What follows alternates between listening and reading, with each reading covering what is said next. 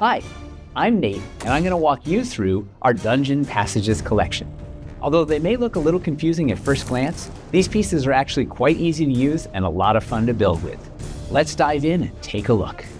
All right, so first let's look at the pieces in the Dungeon Passages family here. So first we have, this is the Dungeon Passage. It is 2 inches long, it is 2 inches high. The wall is the same thickness as a dungeon wall. So they line up nice and clean, same height as the dungeon wall. And it has this metal tab, it has a black metal tab on the bottom. Who doesn't love some black metal? Black metal. The purpose of this tab is to slide under a floor or another piece that you can use a couple of these to make a passage, something like that.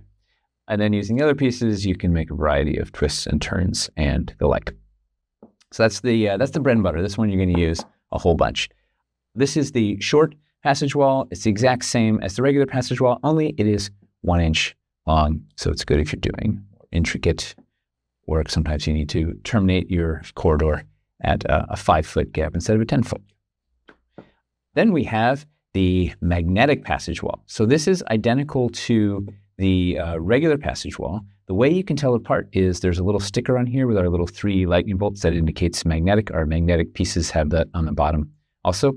So this is the way you can spot it in the lineup. So everything about this is the same, except it has a metal plate embedded in there, so you can pop on magnetic accessories. So if you trigger a trap, such as a swinging blade trap, you can pop that on when the players reveal it. You can also put accessories on there and the like, or in a pinch, you can just use it as a regular wall. No one will know the difference. Here we have the inside corner, also known as the convex corner. It is a 1 inch by 1 inch footprint out here. It has a pretty unique footprint, right? Because the metal comes out at an angle. This one is used to go around corners, usually paired with the outside corner. We'll show you how it works in the in this next segment right after this. But it's essentially the same as everything else. The tab slides under and it gets you around corners. And you can do a pair of these to make intersections. And then last, we have the outside corner. This is the concave corner. It has, it's a 1 by 1 footprint on the inside here, and then the outside is 1 3/8 of an inch, I think, square, with a metal tab going out just under an inch. And so that fits really cleanly. It's a 1 by 1 square that fits inside there. And that's generally used in conjunction with this, something like that, to go around corners. All right, so those are all the pieces in the proper our Dungeon Passages, passage walls family. We did make a series of one-piece passages, which we haven't reprinted in a while. We probably won't.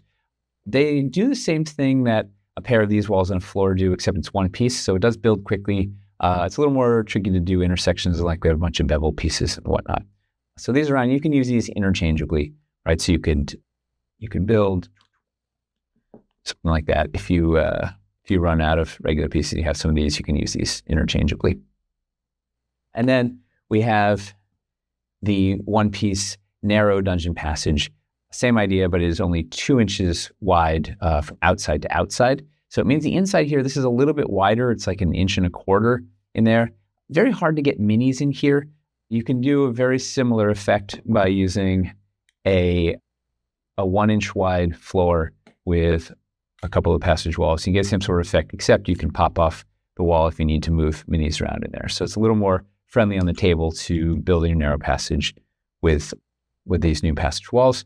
However, you can also build this inline because it's got a perfect 2 by 2 footprint. You can build it inline in your dungeon rooms and do some neat build stuff with that. It makes really nice perpendicular passages coming off a larger passage. And you can even turn them sideways and put crenellations on them to make little castle walls. So useful little piece in the arsenal. All right, let's go see how these things build. Okay, let's do some building with these passages. I'm going to use roughly the contents of 1 dungeon passage hallways, 1 dungeon passage intersections, and 1 dungeon passage traps with a few extra bits thrown in here and there, but it should give you an idea of what you can do if you had those 3 packs. So we're going to start. We have just a little room here, right? 2 by 3 room. And we're going to go out and explore the dungeon. So I'm just starting with, one approach is you can take floors and kind of pave out, if you know kind of where you want to go, you could pave out the floors first and then put the walls out. I often like to put the walls on first because it's sort of, I get a sense of what the finished thing's going to look like. However you want to do it, there's no wrong way, or you can do any combination too. So basically you just put floors down, put passage walls on the other side and start building passage, and off you go. And you can go as well. If you want to just go straight to another room, boom, you do that very easily.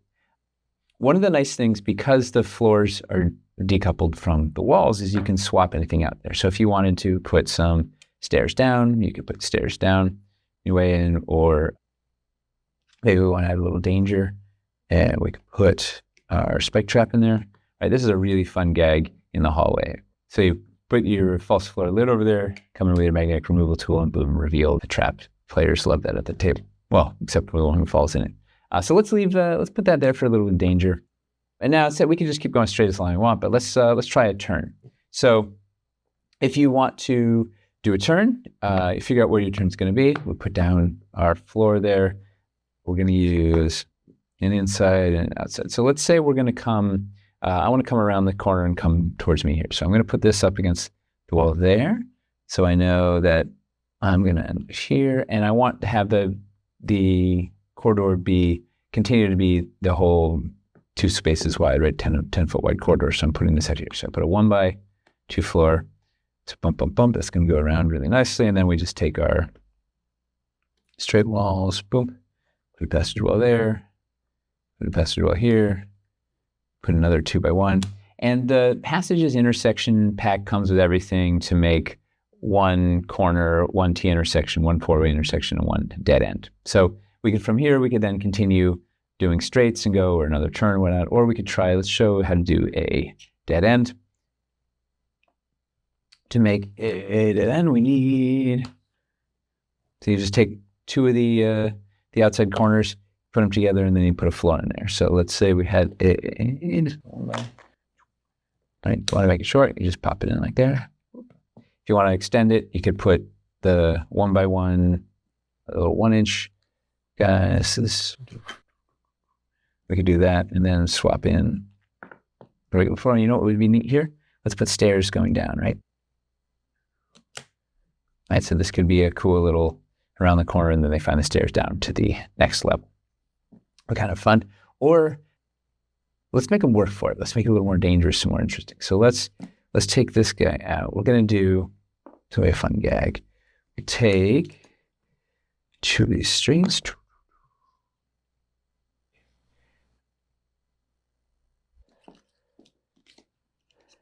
I want to make a little lava pit, right? So what we're going to do, well, the real simple way is you could just put, so we have, these are our texture patches, right? You could put one of those down and then a floor down. So if we wanted to do something like that, we can make a little lava pit.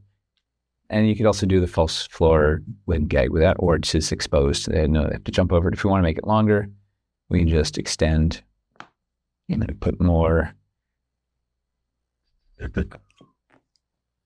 walls. Let's go on, put another texture patch. And then a 2x1 floor. Again, I mean, that's a real challenge to get across, right? That's a long jump. We dress it up a little bit more. Let's do this. We're going to take, these are the ledges from our ruined ledges. So we put one there. That gives us a really nice sort of jagged edge. And then one here. And so now it's not quite as daunting a pit, and it looks really neat, right? It has those broken edges, make it look like it wasn't supposed to be here. It's popped up. And now let's say we want to give them a reason to jump over here, right? So we could have some treasure or a lever or something. One neat thing we can do is, once again, the floors are decoupled from the walls, is we could take, let's pop this guy out. Let's take a wall, right? Instead of just using a floor, we're going to use a wall. In this case, I'm using the magnetic wall, so we can have something there. And I'm just going to put the passage walls on either side of it, just like that, and boom. Now we have a cool dead end, but it's magnetic, so we can pop a runes on there. So now there's a reason to go down and explore this and see what lies at the end of this hallway. okay, so we did a dead end, we did a corner. Let's do a T intersection, right? Let's give our players another option of somewhere to go. So what we're going to do is we're going to just knock out these walls, bump, bump, bump. We're going to take another of our inside corners, a little convex, slide that out, cool. So there. So now we could start building, go this direction and go off that way. Maybe we could put, or we could put a little dead end there. Maybe it's a dead end. Maybe there's somebody lying in wait. What we can do is, it's fun gags. We're going to take this is the rubble floor. This comes in the passages traps pack. You can use that in conjunction with a dead end here. So that can symbolize, like, it's a collapsed tunnel, right? You can describe the whole tunnel as like collapsed in, and this is the rough terrain there. You can also put it in the middle of the passage to make rough terrain the option. All right, so T intersection is pretty easy, right? You just take the two of these inside corners and then straight walls on the other side, and boom, you get a T junction. Now, if we want to turn that into a four-way intersection, crossroads, boom, boom, boom. It's about this open. We're just going to do, once again, two more of these inside corners.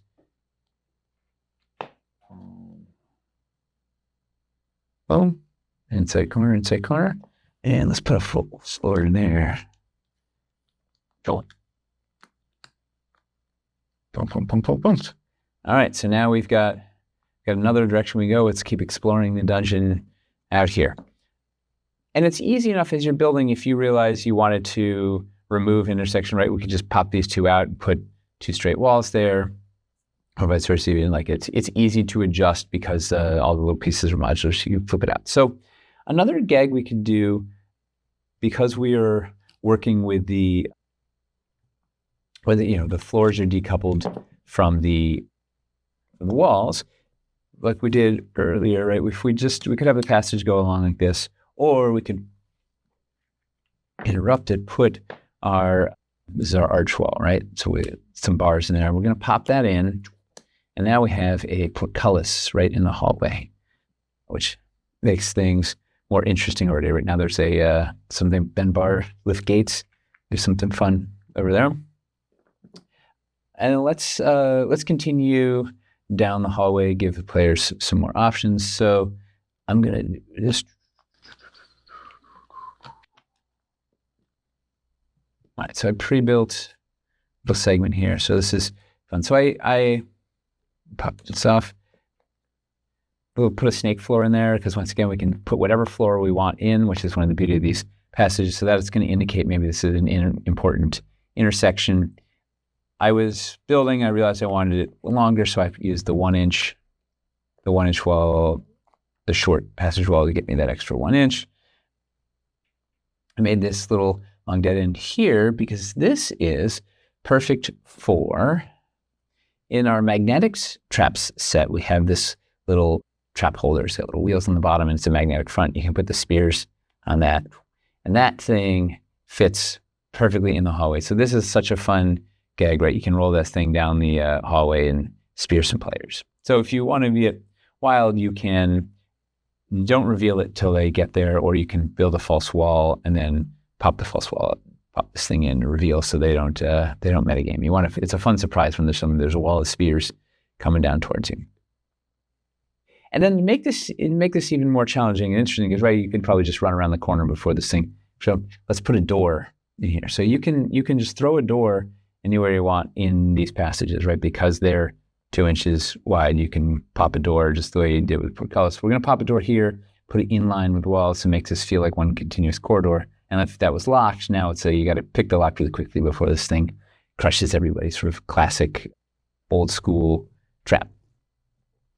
From here, let's go down the hall. Let's go a little longer, right? Let's lengthen this thing up because we're going to come to one final room. So we're going to just put down a floor. Let's say I want to go. Gonna come around here. I'm just laying down floors first. Let's go.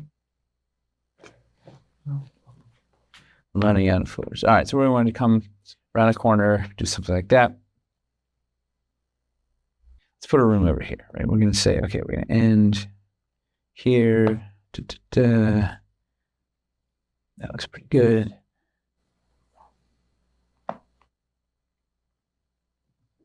It's here. All right, so to get around this corner, we're going to put the inside corner in there first because those guys are sort of the hardest to work with. So on an angle, we're going to be outside, corner to the outside, and then we'll take walls and fill in the gaps. But you know what? I'm realizing I'm running out of the 1 inch. I'm out of 1 inch passage walls, the short ones, but I have two regular. Ooh, and this one's got this one's magnetic. So let's put some fire in here, right? This will be cool. Well, put that there so we can put a fire trap. Comes up as fun. So we have two of these, and we have a 1 inch gap. So what I'm going to do is I'm just going to slide this whole room bound, and we'll swap that for a regular. Well, I guess let's do these. Do a regular length floor. Boom. Just clean it up. Boom. Raise in there. Slide that up. Nice against. Boom. We terminate in a room. This is a little place we have some treasure and counter. Although these are like kind of close to each other, so let's do this. This is too tight. We're going to pop those out. Let's put some diagonals in here. You can terminate into diagonal walls, into flat walls, into anything. So that gives us a little more breathing room between these. If you want to terminate into a room at the corner of a room, you should take a look at our Builders Masterclass on the Dungeon Passages, and that shows a bunch of different ways you can connect to rooms and the like. But this should give you an idea of what you can do with the passage pieces, how to do all your basic building bits. You can also do narrower passages or wider passages. We cover all that in the Builders Masterclass video. And that gives you all the basics of our Dungeon Passage collection. For more advanced building techniques, check out our Builders Masterclass on Dungeon Passages. And for more tips and tricks, check out our Dungeons playlist on YouTube. If you enjoyed this video, give it a like and think about subscribing. Thank you so much for watching. And now, it's back to the anvil.